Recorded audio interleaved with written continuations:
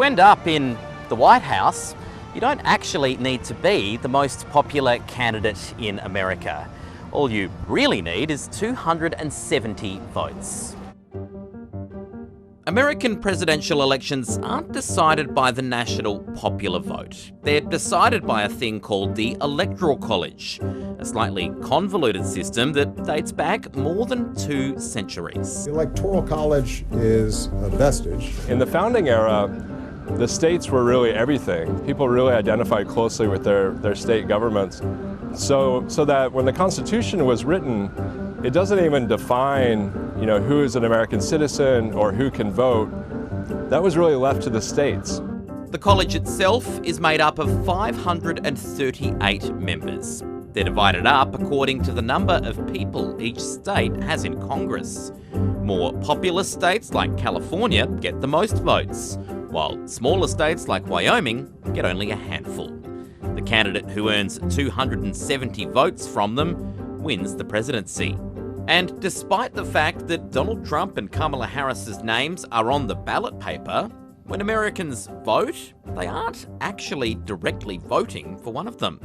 They're voting for these electors who go and represent their state's view in the Electoral College. It's maybe one of the most aggressive federal systems in history in that, every state has its own way of conducting elections. They can do their own thing when it comes to, deciding how to choose electors to the Electoral College. Those electors cast their votes in December, and the results are then certified by Congress on January 6th. In 2020, this is what it looked like. Nearly everywhere, the electors cast their votes on behalf of their state for the winner in their state.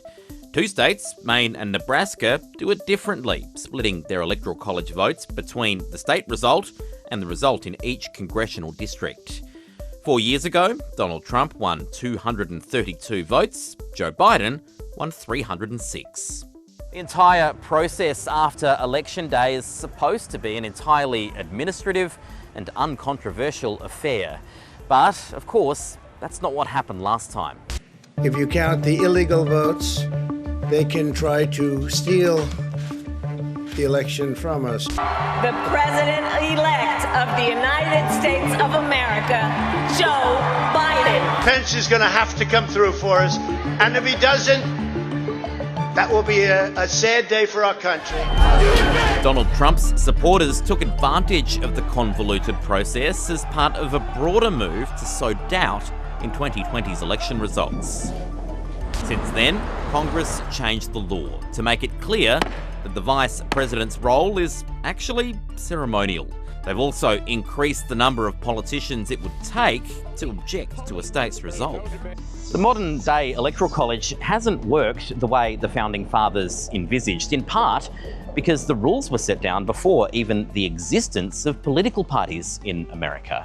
The idea of a popular vote deciding the presidency, they were expressly trying to avoid that. It was one of the last things they decided when writing the Constitution. One of the signatories of the Declaration of Independence, James Wilson, said, "It is in truth the most difficult of all on which we've had to decide." The debate lasted for months, and what they ended up with was the favourite method of no one. They decided a group of electors nominated by their state governments would pick the president instead. Ultimately, the Founding Fathers just didn't believe that most Americans would know the faintest thing about the men running for president. Nobody really thought this was the best idea, to be honest with you. There was, discussion of, it's not the greatest thing, but we can amend the Constitution, and we can change it. Let's give it a try. The process was changed in most states by 1832, giving ordinary Americans the power to choose their president. And how we elect our next president comes down to key races in key states. But I wanted to try and dig into the state numbers to get an understanding of how close this race is. Holy cow. Most of the time, the winner of the popular vote and the Electoral College have been one and the same.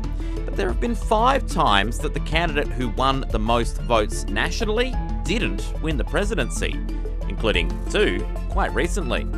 The Electoral College worked to Republicans' benefit in 2000 and 2016, but that doesn't mean it couldn't work the other way in future. For decades, a majority of Americans have wanted the Electoral College, or at least its influence on the system, scrapped entirely. In a Pew survey this year, 63% of US adults said the rules should be changed to guarantee the winner of the popular vote becomes the president. Abolishing the Electoral College is easier said than done. It would require constitutional change, and frankly, that seems unlikely. You've got this friction of a political system that's designed to represent states, and then a political culture that is about Americans being American. But some states have their hopes on a workaround, because states can allocate their electors whoever they want. And if enough states got together and agreed to give all their votes to the winner of the national popular vote, well, that'd be enough to achieve their goal. That's what the National Popular Vote Interstate Compact is trying to do. 17 states and the District of Columbia are committed, and they've agreed to enact the compact once it gets to 270. It guarantees the presidency to the candidate who wins the most popular votes in all 50 states. Unless more Republican-held states get on board, it's unlikely to happen. So for now, whether you like it or not, the Electoral College is the system that Americans have for choosing their president.